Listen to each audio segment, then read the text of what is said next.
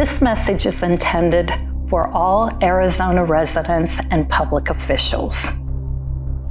We invite people to become part of our town, welcoming them to live here, only to be forced by the state to make their property rights secondary to investors. Frankly, if I'd have known I had a remote possibility of a vacation rental across the street from me when I bought my home 20 years ago, I'd have never bought it. Quite often what we've been finding is that these short-term rental properties are investment properties for people. They may be town residents oftentimes who are using it as an investment property, and they may have a property manager or sometimes a realtor who's managing the property, and then on occasion, without their knowledge or consent, the property's rented out for a party. I was just assaulted. I need the police to shut down this party right now. Okay, and how many people are still there? At least 100.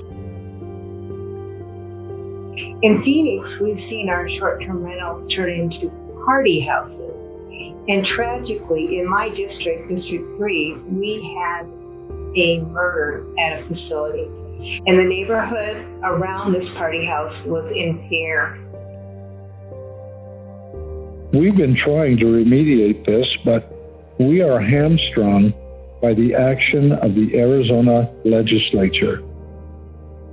Current state law prevents local authorities from using tools proven effective in other cities around the U.S.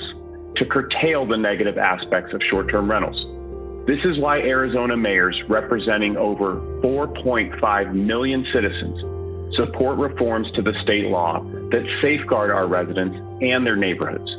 Cities and towns are doing the best we can, but the current state law ties our hands. I do know that one of the parties we looked at citing the owner for, the owner did get a copy of the police report, mostly because he was concerned about the event himself, and he later advised me that he suffered over $400,000 in damages to his property. We'd like to use that type of information to tell people in the future, do you understand what you're getting into when you, as an absentee owner, are putting your property up for a short-term rental? You or your property manager may just think it's a nice couple or a nice family who want to have a family gathering at the property, but it could end up being much, much worse. This situation has reached a critical level. Shootings, criminal activities, and felons are now a part of Arizona family neighborhoods. You said they're posting guns and they're posting all these things on Snapchat, and there are tons of people at the house right now. From what she said, it's going to be absolutely insanely big. I think we've all read the headlines where in other cities they've had these parties get so out of control that there have been shootings. Now, our sincere desire is to get ahead of these parties in order to stop that.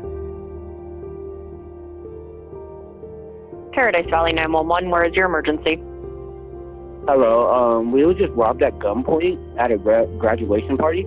Okay, is the person still there, sir? We believe so. It was a house party. Over the last 4 years, Arizona residents have endured endless indignities on a regular basis.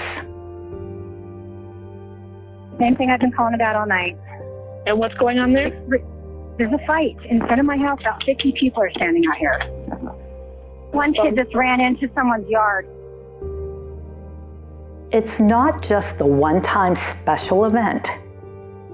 It's the daily indignities, the daily uncertainty. Banging on the door. He's trying to get in the house. There are all the doors locked. You don't know from one day to the next. I mean, they came up to my car, they started trying to punch me in the car, and yeah, they decided to jump me. For the sake of Arizona residents and our communities, please give this serious issue your immediate attention. There's a kid or a guy in my backyard. What is in your yard? A person that doesn't belong here. I don't know if it's a kid that's having a problem or a man. I don't know. There's a person in my backyard. My husband is very sick. He's fighting cancer. He's in bed. I'm not waking him up. Okay, hold on just a moment. I'm going to get an officer started, okay?